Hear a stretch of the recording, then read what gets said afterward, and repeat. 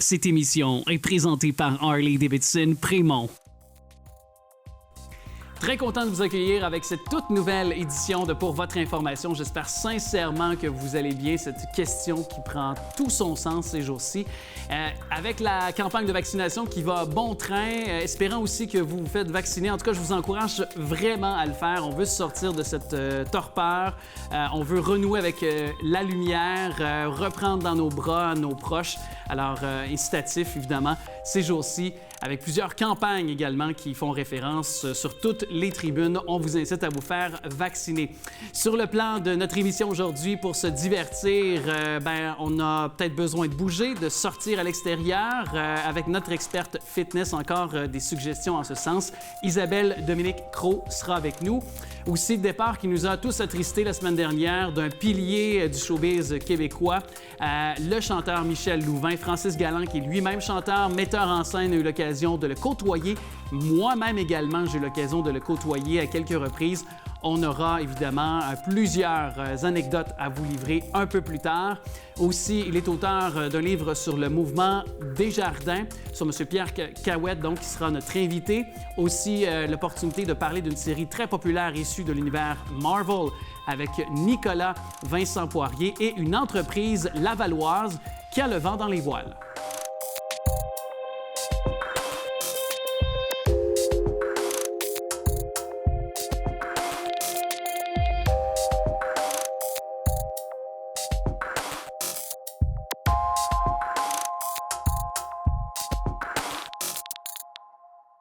Buenas noches, mi amor. Bonne nuit, que Dieu te garde. À l'instant où tu t'endors, n'oublie jamais que moi, je n'aime que toi. Buenas noches, mi amor. Avec toi, mon cœur bavarde.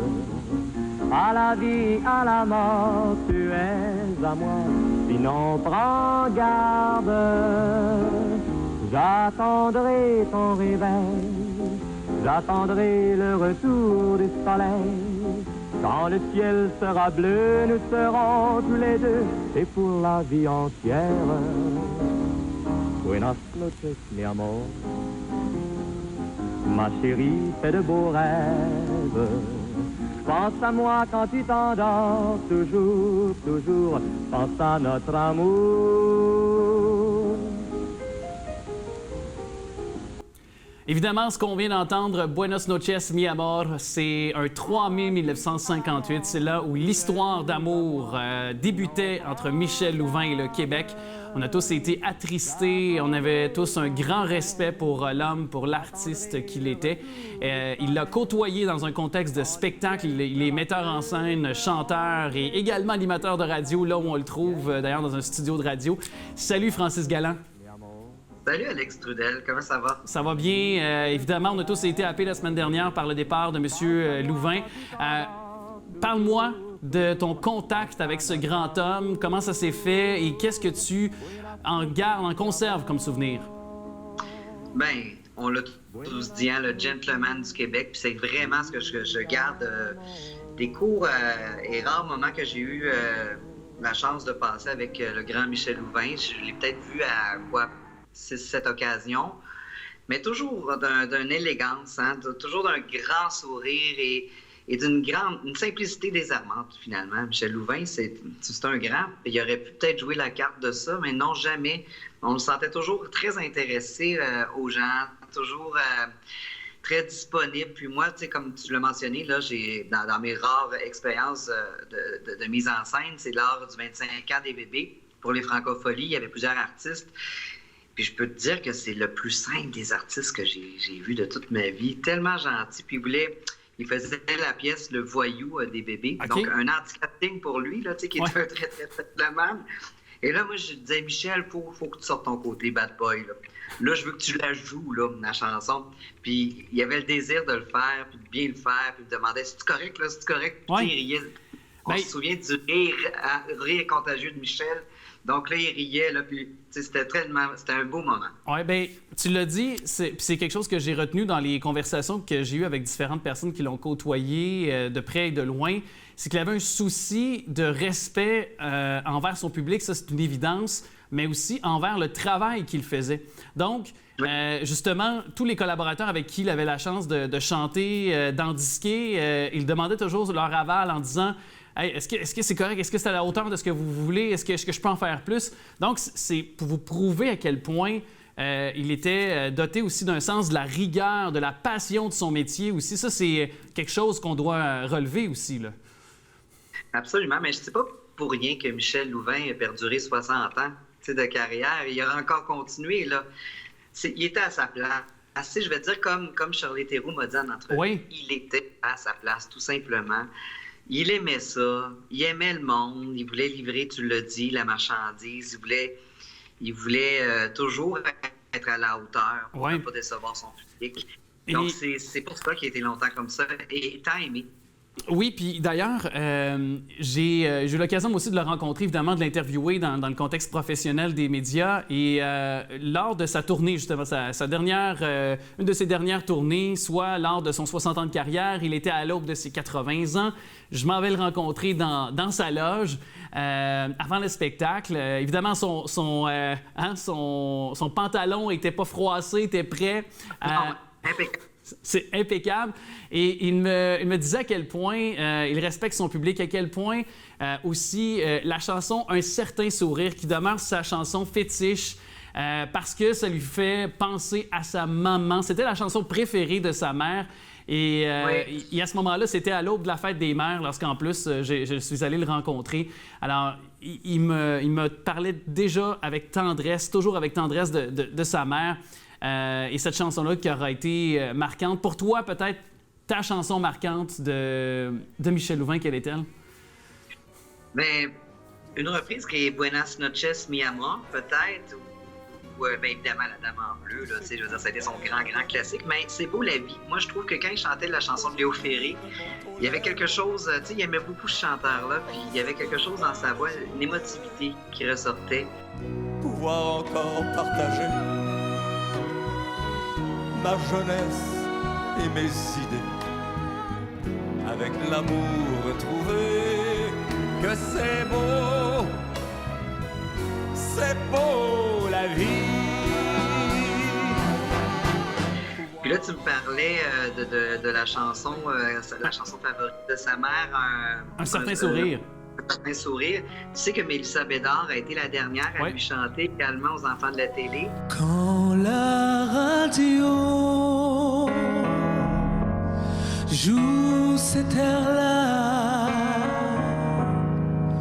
je me souviens d'avoir aimé un certain sourire.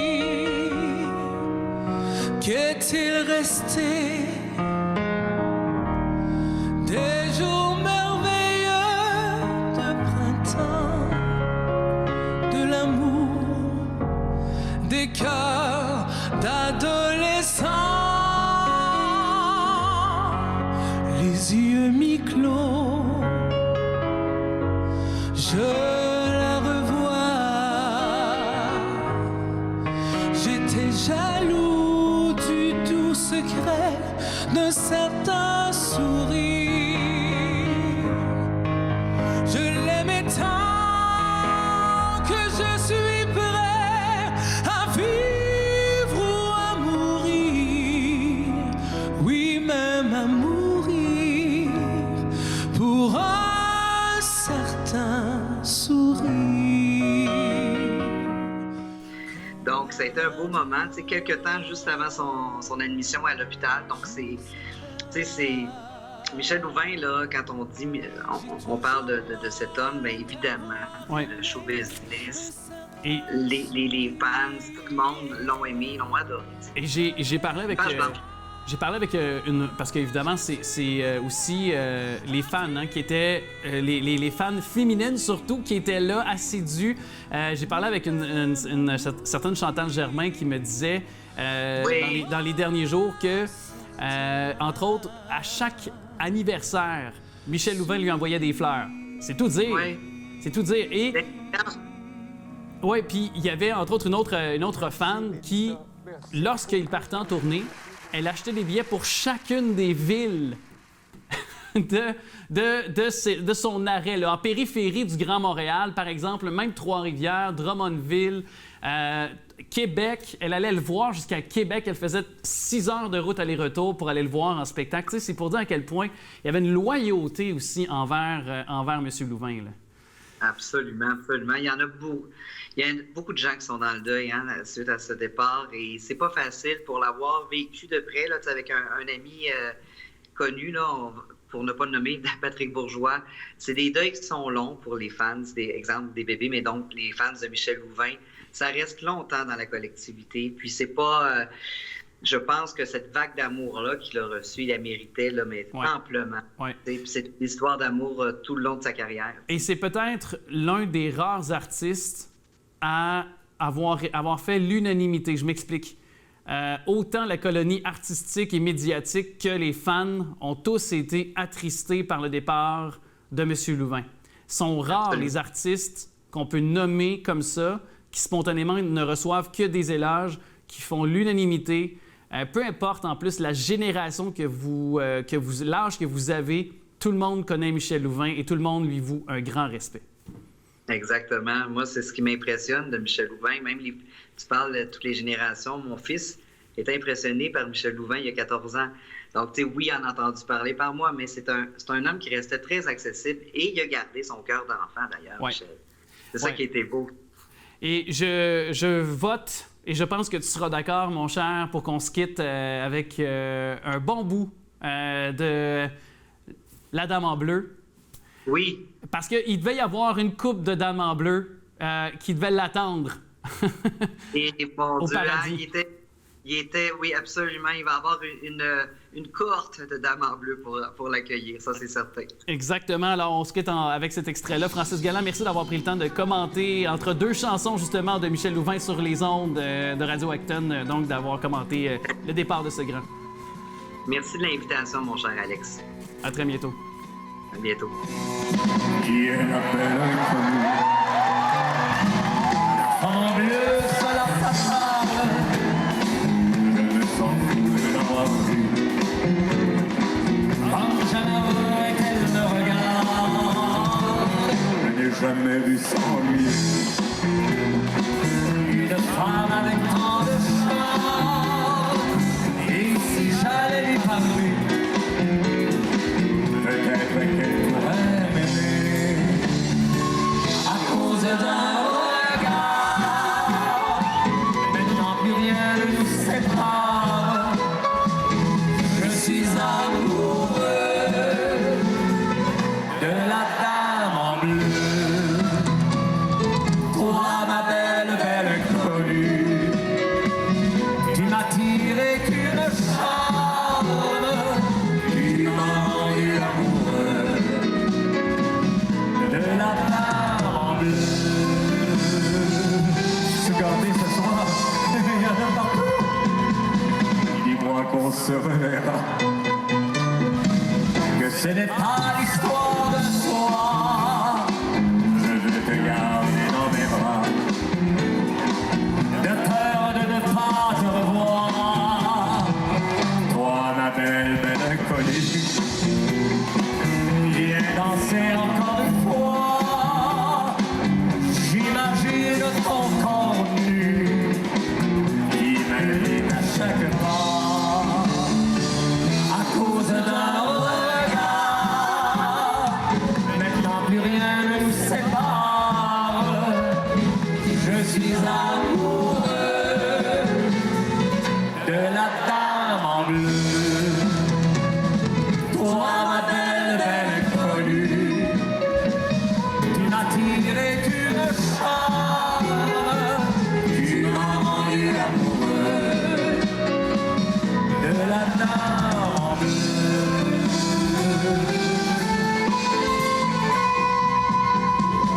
À cause d'un regard, maintenant plus rien ne nous sépare. Je suis amoureux de la Dame en bleu. Toi, ma belle, belle inconnue, tu m'as tiré d'une charme. Tu m'as rendu amoureux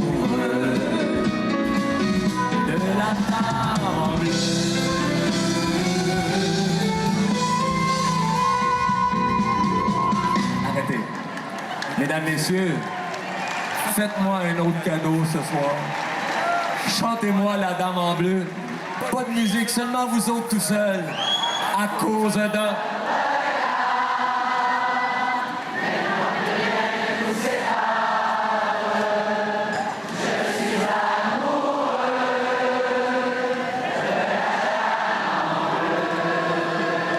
Pourquoi vous avez pas dit de Michel Louvet?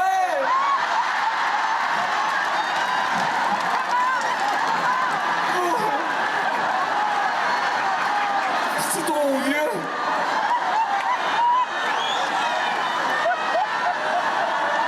On peut-tu recommencer? À cause d'un...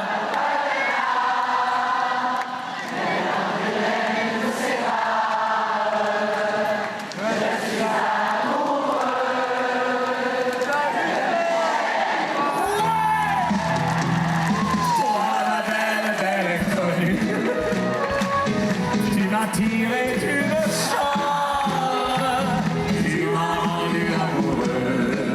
De qui?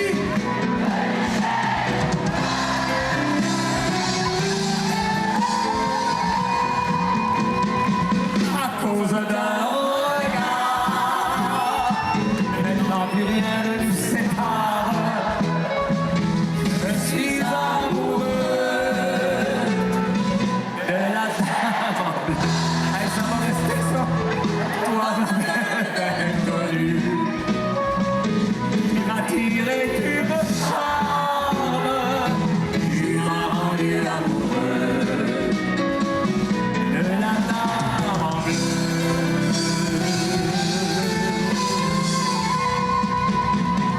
Merci beaucoup, mesdames et messieurs.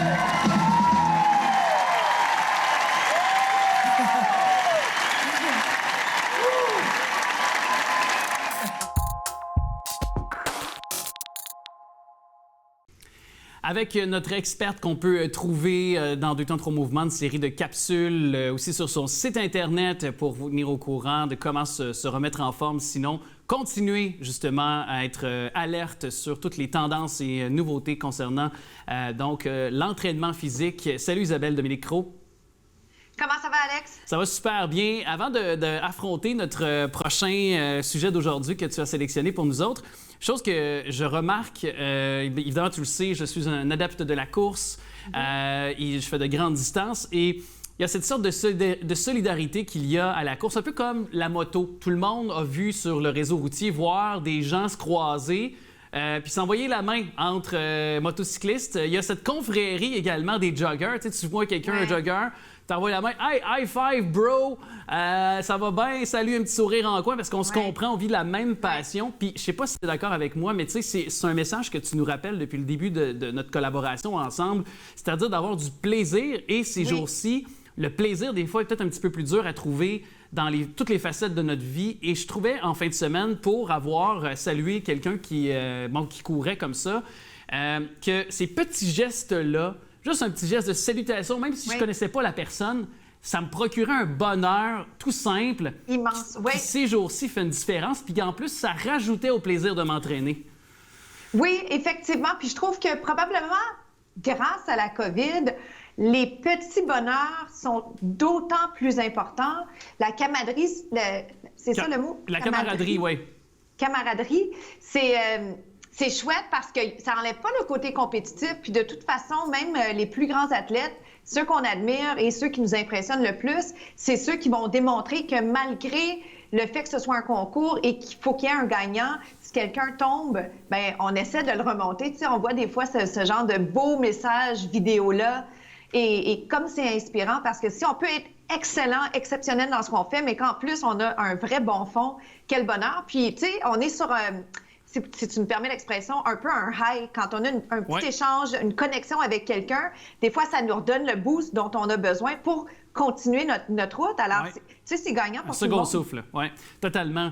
Puis, parlant de second souffle, parce que c'est une méthode d'entraînement qui peut nous apporter ce deuxième et troisième souffle quand on s'entraîne et qu'on veut peut-être viser des standards un peu plus élevés, se remettre en forme. Donc, l'entraînement fractionné de haute intensité, si on peut l'appeler communément là, le HIIT, c'est ça? Le HIIT, oui. Et qu'est-ce que c'est que le HIIT, justement? Bien, le HIIT, j'ai une définition pour toi. J'ai gardé mon téléphone pas loin pour vraiment mettre dans la tête des téléspectateurs une vraie définition. Le HIIT, c'est une méthode d'entraînement composée de séries d'exercices répétés lors de périodes d'effort de haute intensité et entrecoupées de temps de pause. Alors, ce qu'on fait, c'est qu'on pousse très, très fort pendant peu de temps. On pousse la machine. Après, temps de récupération absolument essentiel pour craquer la machine, redescendre. Donc, ça va comme ça. Et c'est intéressant comme méthode, c'est intensif, c'est efficace. C'est ce qu'on appelle mais c'est pas pour tout le monde. Les intervalles. Comment? C'est ce qu'on appelle les intervalles, à peu près? Oui, c'est des intervalles. On pousse vraiment, tu sais, parce qu'on peut pas...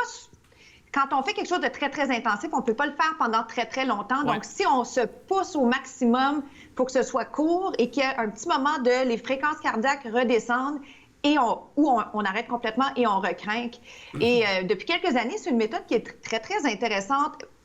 En fait, ça a toujours été intéressant, mais très, très populaire. Et ça a été très employé dans le domaine, d'ailleurs, des sports, pas juste de la course, là, c'est large, là, les sports qu'on peut l'utiliser. Là. Oui, les athlètes vont l'utiliser pour se surpasser. Les gens qui ne sont pas nécessairement des athlètes, mais qui souhaitent améliorer leur temps s'ils sont en train de faire les calculs ou qui veulent juste voir une belle progression. C'est une bonne méthode, mais c'est pas la seule. Et il faut faire bien attention parce que c'est pas parce que c'est populaire que c'est bon pour tout le monde. C'est ça Ce qu'on souhaite, c'est faire bouger les gens, mais pas, tu sais, parmi toutes les méthodes, il y a le high intensity training. Ouais. Tu disais? Et quels sont les... Bien, justement, parce que je me disais, justement, c'est peut-être pas adapté à tout le monde, mais pour, par exemple, les avantages du commun des mortels qui nous écoutent actuellement, si on tente de le mettre en application, quels seraient les avantages d'utiliser ce HIIT-là?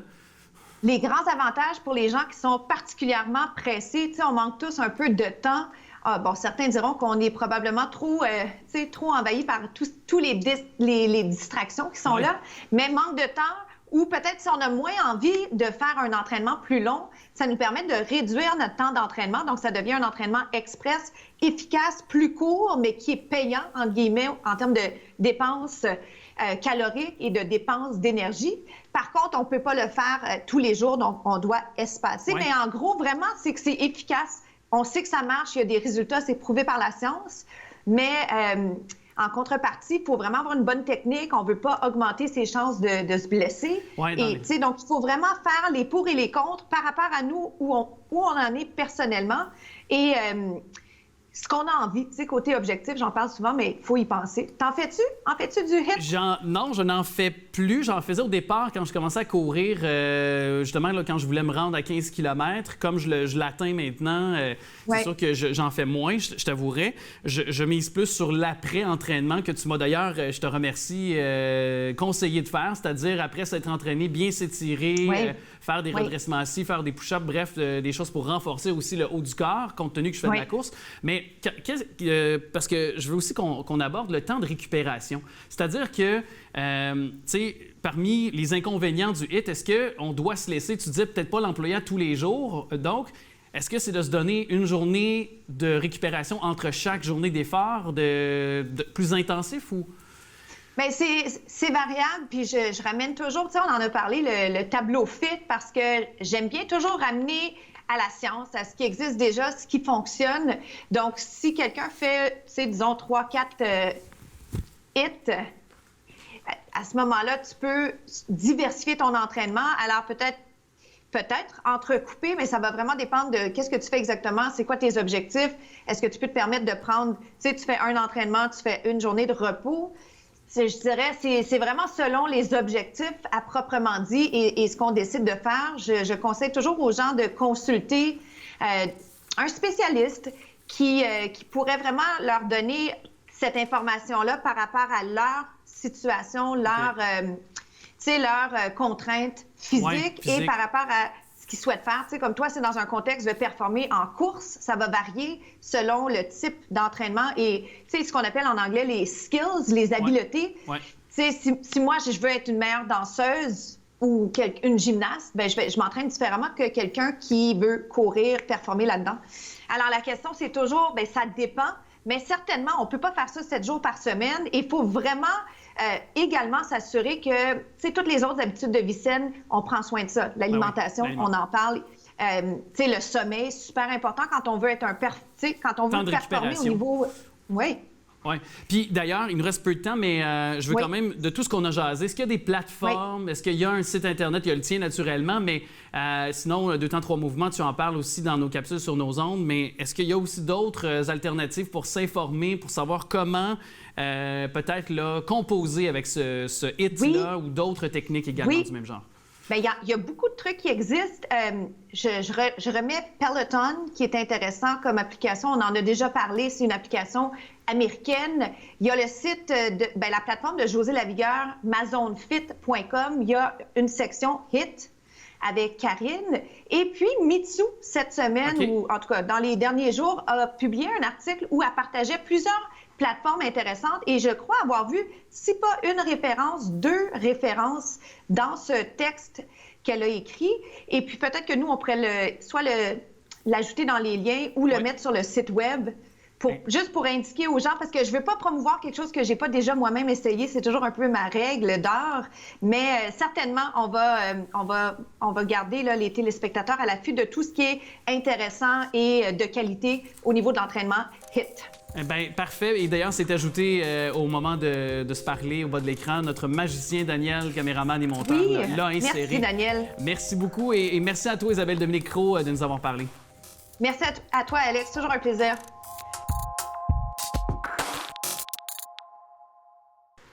Une entreprise lavalloise qui a senti le besoin, on peut dire ce mot, réinventer, même si on est tanné de l'utiliser.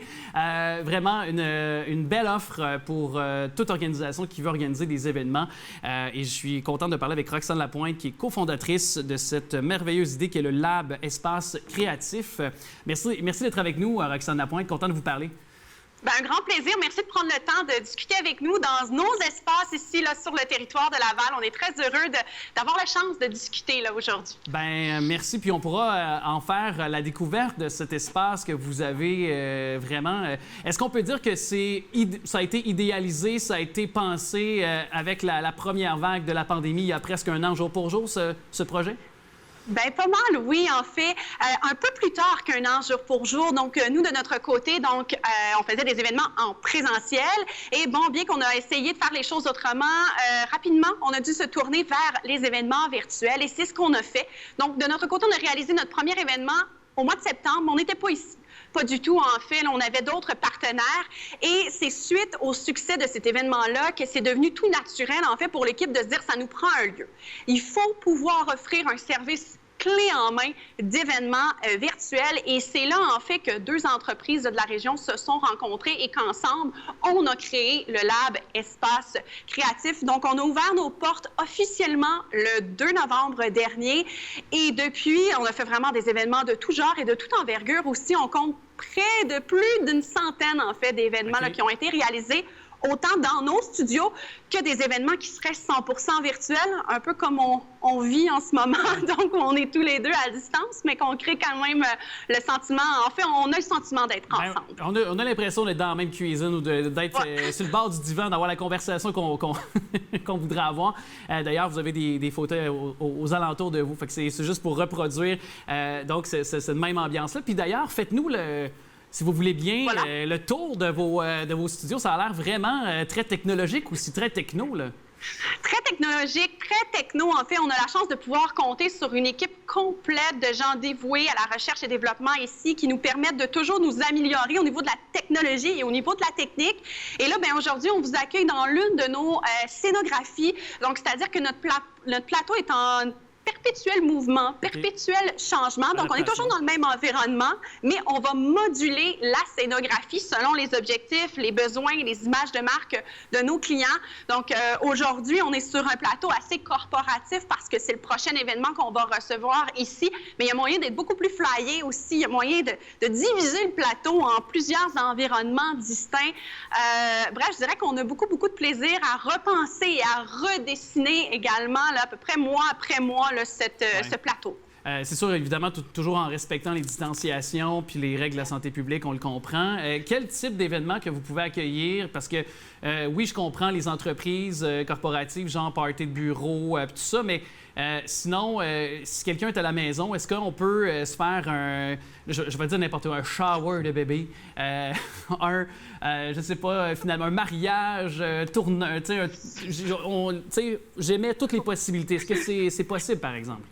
Écoute, on n'a pas fait encore notre premier mariage virtuel, mais comme notre équipe est mobile aussi, je pense que ça serait intéressant. On pourrait venir faire la captation de votre cérémonie ou diffuser votre party, mais autrement, on est plus dans des événements dits corpo, mais lancement de produits aussi, ça pourrait être intéressant là, pour les gens qui regardent à la maison.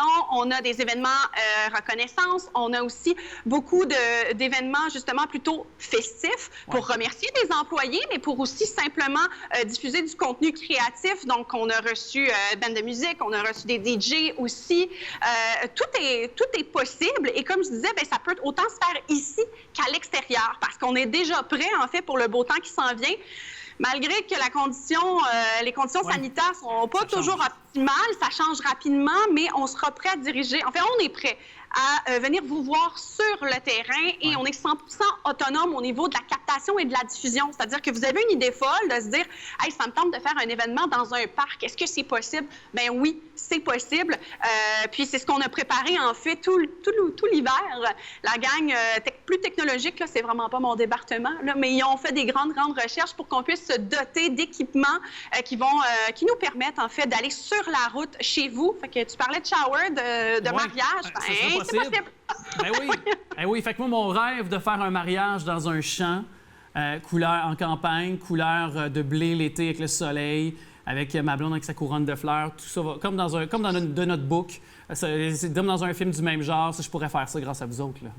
Bien, définitivement. Puis en plus, on pourrait t'aider à trouver la bonne plateforme pour diffuser parce qu'il y a plein de façons, en fait, de communiquer avec les gens. Bon, vous le faites grâce à la télévision, mais vous utilisez également tout ce qui est les plateformes web. Bien, nous aussi, puis on va trouver la meilleure plateforme de diffusion selon vos objectifs. Est-ce que vous voulez que ce soit unidirectionnel? Est-ce qu'on veut que ce soit bidirectionnel? Donc, c'est-à-dire que je peux jaser avec les gens à la maison. Même ici, on le fait en studio. En fait, on peut avoir des gens dans des téléviseurs présentement. Je te vois, toi, mais je pourrais voir là, presque une 60aine de personnes dans des écrans avec qui je pourrais communiquer vraiment en direct puis qu'on ait la même discussion qu'on a là. Donc, pour les gens à la maison, c'est sympathique. Ça vient créer ce sentiment d'être ensemble. Fait que c'est toutes des idées, en fait, qu'on peut développer là, avec vous, là, puis avec tous ceux qui ont envie de créer des événements virtuels ou hybrides. Bien, c'est ça. Bien, exactement. Puis là, je suis full attendri me marier un jour. Mais au-delà de ça, ce que je veux évoquer, puis est-ce que aussi ça devient avantageux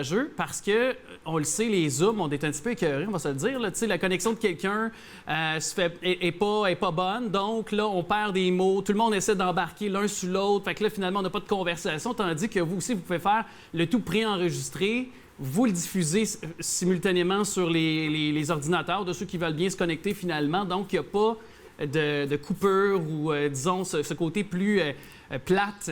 De faire ce genre de captation, du moins de visionnement en ligne, ne se vit pas pour la personne qui profite finalement de ce que vous offrez côté plateforme ou événementiel. Ah, bien, définitivement. Tout est possible. En fait, on peut tout pré-enregistrer ou faire du mélange de pré-enregistrement et de direct, mais il faut dire que ce qu'on fait grâce aux équipements, mais surtout grâce aux équipes, parce que là, j'ai l'air bien seule en ce moment, mais il y a beaucoup de gens qui travaillent derrière pour faire en sorte que ça puisse se passer. Bien, grâce aux équipes, même les événements qui seraient en direct, bien, on a une qualité de diffusion et d'enregistrement aussi, puis on a un peu plus le contrôle sur ce qu'on va créer ensemble. Donc, c'est sûr qu'on a peut-être un petit peu moins de problèmes techniques comme moi, quand je suis seule dans ma cuisine avec mon Zoom. Mais comme on répète tout le temps, c'est quand même difficile parce que tous les événements qu'on fait ici, ben, ça tient à un fil, c'est-à-dire notre connexion Internet. Exactement. Mais ça, c'est sûr que, bon, il faut aussi s'y attendre. Là. Je pense que les gens aussi, se restent dans le Grand Nord québécois, sans jugement pour ceux qui habitent le Grand Nord, mais c'est peut-être possible qu'il y ait des fois des divergences de connexion, de rapide aussi, là, tout dépendant de notre position géographique. Mais est-ce que, si je parle sur le plus long terme, pour vous, en tant qu'entreprise d'événementiel, est-ce que ce sera la façon de voir l'événementiel? Est-ce que c'est la façon de demain, dans le futur? On va conserver ces plateformes-là, cette façon-là de vivre nos événements avec l'après-pandémie? Je pense bien que oui. Le lab n'est pas un projet qui a été mis en place, en fait, pour être éphémère et qu'être présent pendant cette pandémie, pendant les temps qu'on vit en ce moment. Donc, nous, on croit que les événements virtuels, mais principalement hybrides, vont être la nouvelle norme. C'est-à-dire que je ne sais pas si c'est tout le monde qui va être assez courageux ou qui n'aura pas peur non plus de sortir et de se retrouver dans de grandes foules.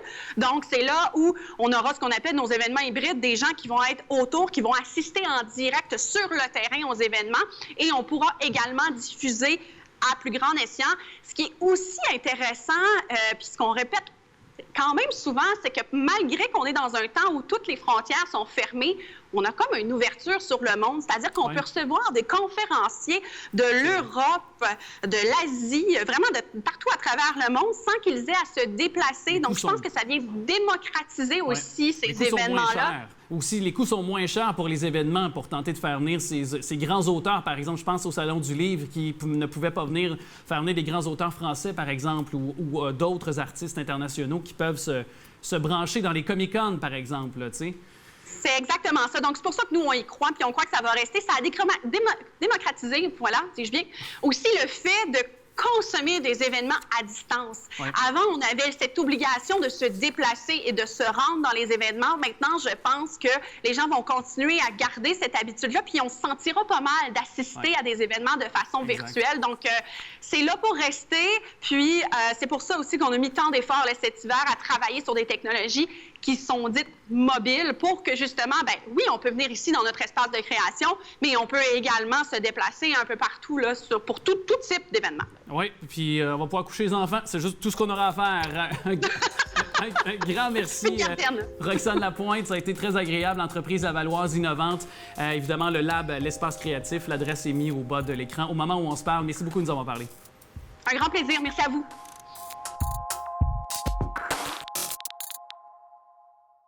C'est une nouvelle série disponible sur Disney+, la plateforme de Falcon and the Winter Soldier. Nicolas Vincent Poirier, salut. Salut Alex. Content que tu sois là pour nous en parler parce que pour les amateurs de l'univers Marvel, c'était une des séries les plus attendues. WandaVision, qu'on a parlé la semaine dernière. Encore de l'univers Marvel, d'un tout autre angle toutefois, mais est-ce que ça lance la tendance pour Marvel, donc de faire des séries télé plutôt que de faire des films? Je te dirais qu'ils se dirigent vers les deux.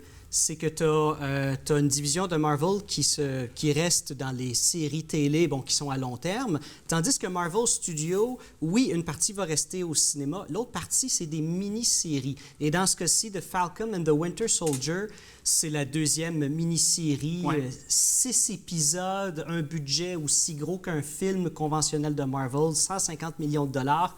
Et vraiment, leur mini-série, ils prennent les personnages un peu plus secondaires de leur film et on leur donne la vedette. Et dans ce cas-ci, eh bien, c'est Falcon et Bucky, Winter Soldier. Anthony Mackie, Sebastian Stan, entre autres, qui en sont dans les têtes d'affiche. Mais peut-être juste avant de parler plus en détail de la série, précisons que c'est quand même que quelques mois là, après Endgame. Là. Donc, si vous avez vu les films, les derniers chapitres qu'on a sortis sur l'univers Marvel, c'est important de le préciser. Là. Oui, tout à fait, parce que c'est une thématique beaucoup plus sérieuse que ce qu'on a l'habitude de voir chez Marvel, parce que, il est question de ce qui s'est passé après le snap que Thanos a fait. Il a fait le snap, la moitié de la population de la Terre est disparue. Même les super-héros se sont évaporés pendant 5 années.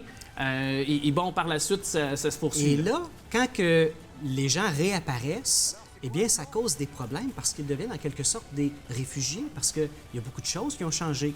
Oui, dans certains pays, il y a des choses n'ont pas changé, mais des fois, des pays qui ont changé de frontières, certaines choses qui ont changé, qui font en sorte que ces gens-là, tout à coup, ne savent plus où aller. D'un côté, il y a ça, et d'un côté, on tente de trouver un autre Captain America. Oui, Falcon, c'est lui que Captain America a donné son bouclier dans Endgame, mais les choses ont un petit peu changé, il ne le veut pas vraiment... et on essaie de trouver un autre Captain America. Et ce qu'on fait dans la première épisode, Et bon, je dirais pas plus de détails Ouais. parce que je veux pas brûler de punch. Surtout qu'il y a juste 6 épisodes. Fait que... Il y a 6 épisodes, mais les choses bougent quand même assez rapidement. Et tu vois, celui qui fait Captain America dans cette mini-série, c'est Wyatt Russell, le fils de Kurt Russell et Goldie Hawn. Et lui, à la base, sa première audition à vie, ça a été en 2010 pour interpréter Captain America. C'est quand même assez ironique qu'on lui donne après Chris Evans, évidemment, qui l'a incarné pendant de nombreuses années, Captain America. D'ailleurs, qui a été très aimé, Chris Evans, dans les habits du Captain America. Sais-tu à quel point il a été aimé dans vas-y son donc. rôle de Captain America? Wyatt Russell a reçu des menaces de mort. Tu me niaises? Non, je suis très sérieux. Il a reçu des menaces de mort Complètement à cause ridicule. de son interprétation. Il est très bon dans son rôle Ben et oui. ce n'est pas le Captain America qu'on est habitué d'avoir. Et justement, lui, quand on lui a fait ces menaces-là, ce qu'il a répondu à la presse, c'est, tu sais, bon, il comprenait que certains fans étaient très émotifs face au Ouais, mais là, personnage. il y a une nuance quand même. Oui, et justement, on va aborder un thème particulier. C'est que, bon, Marvel appartient à Disney. Exactement. Et les acteurs qui signent avec Marvel, c'est comme si, bon, ils signaient avec, Disney. oui, exact. Et quand on signe avec Marvel ou Disney, il y a plusieurs règles à suivre. Il y a des clauses dans le contrat, là. C'est ça. Et une de ces clauses-là, c'est tant que tu es à contrat avec Marvel, tu dois représenter Marvel, Disney, tout ça. Tu es un ambassadeur. Et t'es Donc, lié à eux, donc tu peux pas nécessairement aller accepter n'importe quel rôle, finalement. Il y a peut-être ça, Ok. je ne sais pas, mais on parle beaucoup plus de la vie privée, pas de scandale. OK. Donc, C'est pas de beaucoup prise de plus ça. drogue, pas être pris avec des scandales. Je sais pas s'ils en prennent, mais en tout cas, il faut pas que tu te fasses prendre. C'est juste ça que je dis. OK? Je suis contre la drogue. Ben, effectivement. C'est pour ça que tu m'avais dit non, c'est pas vrai.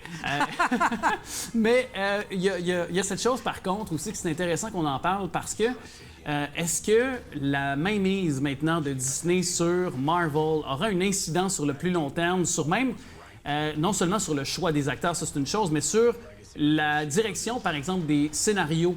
Est-ce qu'on peut même y voir que ce qui avait été peut-être de façon préliminaire élaboré par la franchise, par Marvel, par les anciens propriétaires, et maintenant que c'est un empire comme Disney qui est maintenant détenteur des droits de Marvel d'exploitation, est-ce qu'on peut y voir même peut-être éventuellement un changement dans peut-être certaines directions que pourraient prendre des super-héros? Avant même que Disney achète Marvel, Marvel Studios avait un grand Manitou et son nom c'est Kevin Feige. OK. Kevin Feige était, bon, à la base, un des producteurs de certains films Marvel et c'est lui qui a commencé à prendre les rênes et qui a commencé à développer le concept d'un univers cinématographique parce qu'avant 2012, avant le premier Avenger, on n'avait jamais vu ça au cinéma. c'est vrai. C'est tout nouveau. Donc, c'est lui, à partir de 2008, qui a commencé à préparer le plan. Puis on le voit dans Iron Man en 2008, là, des petits indices comme quoi, oh, attention, ça va arriver. Ouais, on va Et créer en- les Avengers finalement, C'est ça. puis on va mener à le Endgame aussi qui est arrivé plus tard, puis il a rapporté pas mal d'argent. Tout à Et je veux fait. dire, ça a été lucratif de mettre sur pied ce genre d'univers-là pour Marvel. Tout à fait. Et tu vois, c'est en 2012 que Disney a acheté Marvel et Kevin Feige était au contrôle de ça, ou en tout cas était très haut placé là, dès le premier Iron Man. Donc, c'est sûr que lui, ils veulent absolument le garder parce que jusqu'à date, ce qu'il fait, c'est de l'art. C'est l'équivalent d'un showrunner à la télé, mais pour un univers cinématographique. Par contre, j'aimais la question suivante. Si jamais il se voit, là pour l'instant, ça va bien, évidemment. Il rapporte finalement. C'est un actif qui rapporte à la compagnie de Disney, mais si jamais un ou deux insuccès se fait serrer un peu plus sur disons, son terrain de jeu, je vais le dire comme ça, s'il se fait mettre des contraintes par Disney, si lui s'en va, est-ce qu'on pourrait même voir en déroute l'univers Marvel et peut-être même rendu là, je sais que j'aimais ça dans le futur, mais peut-être même désappointé parce que tu le sais, c'est une secte. Ben, je te dirais que moi, c'est un petit peu ce qui me fait peur jusqu'à date avec Marvel. Qu'est-ce qui va se passer quand Kevin Feige ne sera plus là? Parce que du côté de DC, ça fait bien avant que Marvel ait fait leur univers cinématographique, qui essayaient, eux, de faire un univers cinématographique au cinéma. L'idée a germé dans leur tête dans les années 90 déjà. Et même aujourd'hui, ils n'ont pas trouvé cette espèce de Manitou-là génial pour gérer ce qui se passe au cinéma. On a vu Justice League, comment ça a été un fiasco. C'est ça, mais il y a toujours eu des problèmes. Il y en a qui ont essayé de gérer ça comme Kevin Feige, mais jusqu'à date, ça n'a pas fonctionné. On prend chez Universal le Monsterverse, qui ont essayé il y a quelques années, regrouper tous les monstres classiques du cinéma. Et ça non plus, ça n'a pas fonctionné. Exact. Jusqu'à date, Kevin Feige, c'est le seul qui a réussi. Alors, on va bien voir pour la suite des choses, mais en tout cas, cette série donc de Falcon and the Winter Soldier, qui est une série au ton drôle, un peu révérencieux, l'humour jaune un peu, et aussi, ça nous permet de pouvoir approfondir des super-héros un peu moins connus aussi également de Marvel. Alors, et de revoir Georges Saint-Pierre. Aussi, quel acteur! Ils ont besoin de quelque chose qui les protège.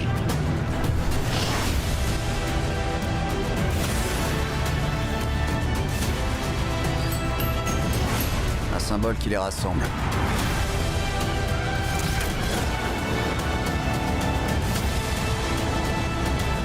Alors, c'est quoi le plan ?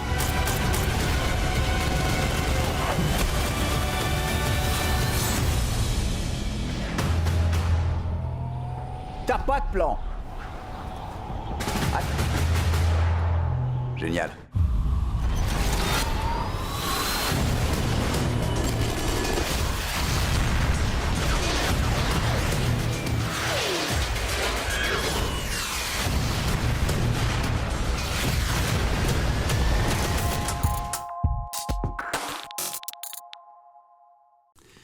On le voit, c'est partout au Québec, même on pourrait dire au Canada, depuis maintenant 120 ans, le mouvement Desjardins, mais qui s'appelait au premier abord les caisses populaires, comme on les a appelées communément, ont été évidemment idéalisées puis pensées par deux grands, on le sait, Alphonse Desjardins, bien sûr, et sa compagne, sa femme, Madame Dorimène aussi, qui était avec lui. Et il est auteur d'ailleurs d'un livre du nom de Desjardins, ensemble depuis 120 ans.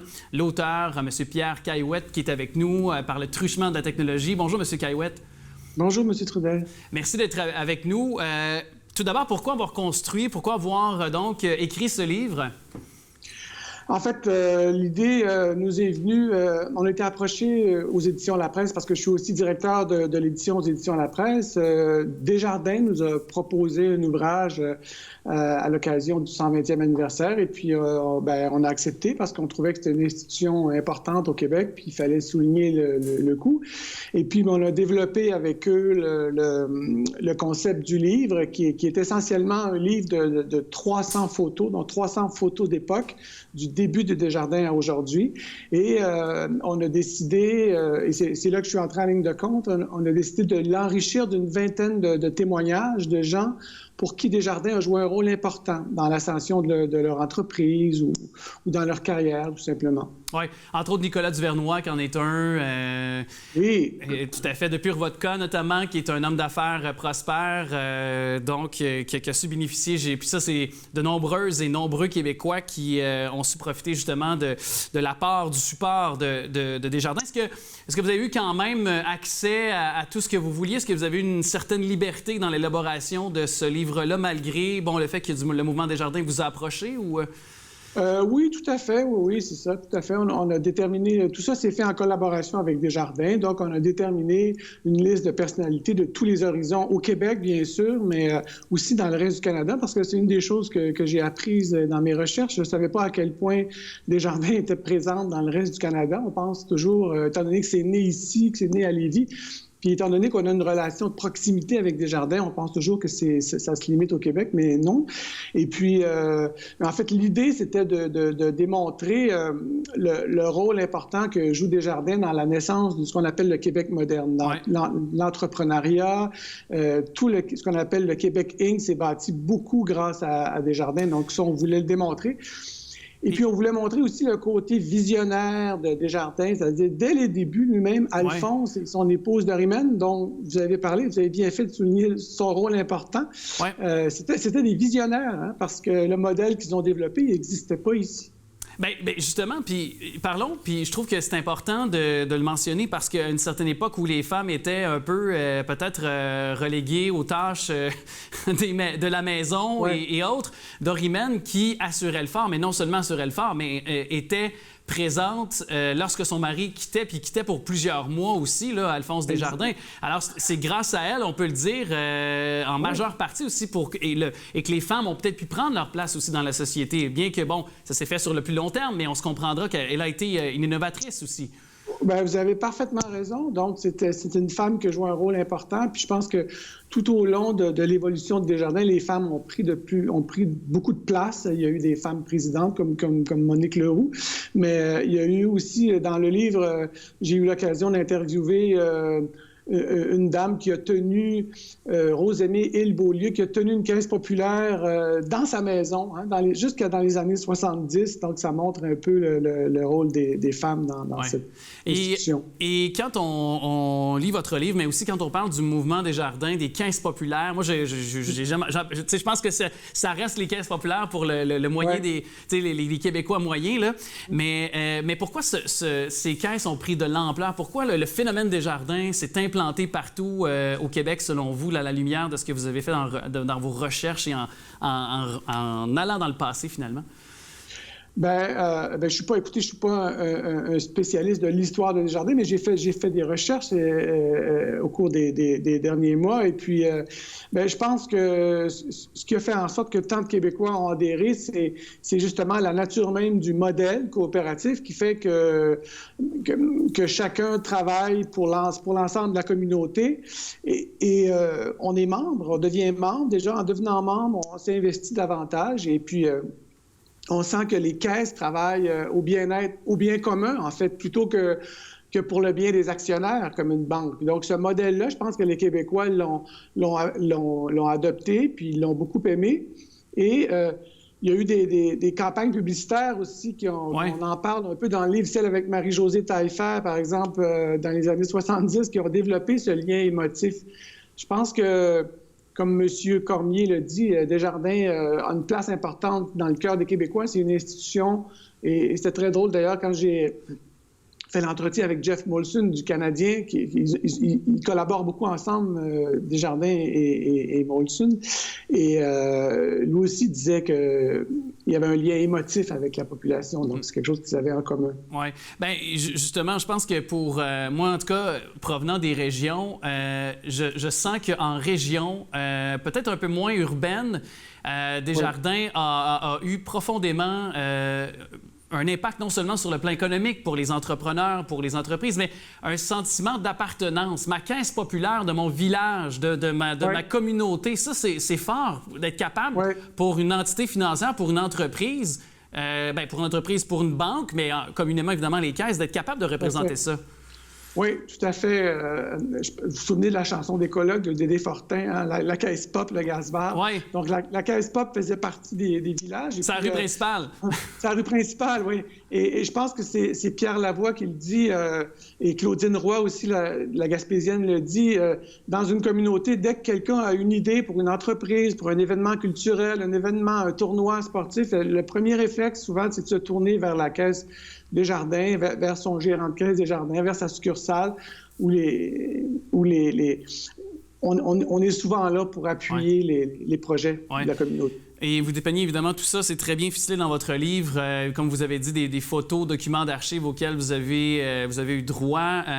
Et quel est l'avenir de... Je sais que vous n'êtes pas le PDG, vous n'êtes pas le grand Manitou, vous n'êtes pas M. Cormier de Desjardins, mais de par vos témoignages, de par ce que vous avez cru donc voir sur le terrain, quel est l'avenir de Desjardins dans un avenir de mondialisation, dans le système aussi de coopération, tu sais, l'écosystème coopératif qui est différent du domaine bancaire. Donc, comment continuer d'être avantageux pour les membres, donc de capables de, finalement, de se distinguer?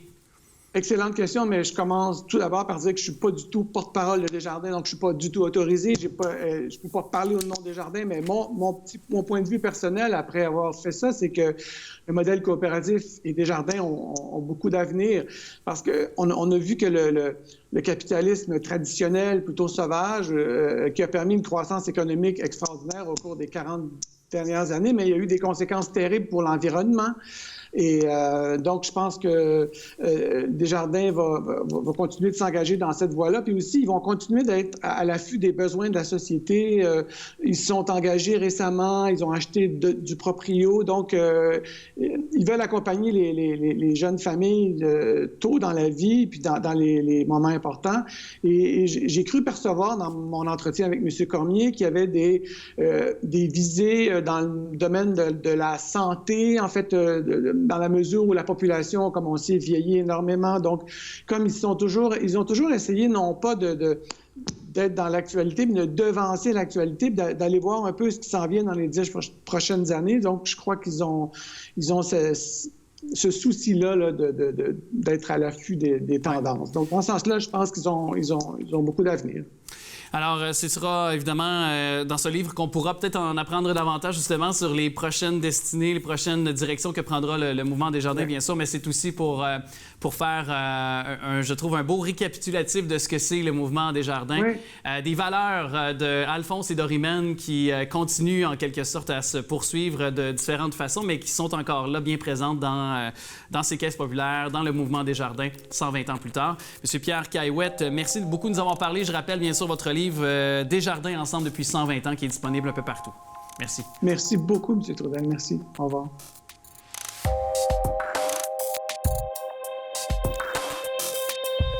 Je vous remercie d'avoir été là. C'est toujours un grand plaisir de vous savoir à l'écoute. Continuez de vous manifester. tvrl.ca, notre page Facebook. Vous avez des sujets citoyens.